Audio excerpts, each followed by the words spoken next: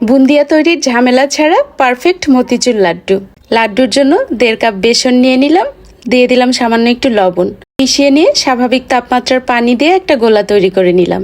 অনেক বেশি পাতলা করা যাবে না, এরকম হবে।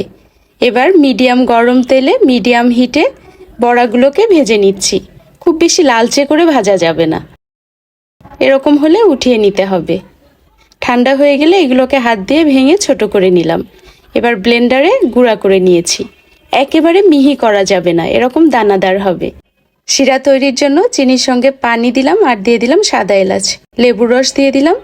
আঠালো একটা শিরা হলে এর মধ্যে ব্লেন্ড করে রাখা মিহি দানাগুলোকে দিয়ে দিলাম। সামান্য একটু ফুড কালার দিয়েছি। সব কিছুকে মিশিয়ে নিয়ে দিয়ে দিলাম ঘি।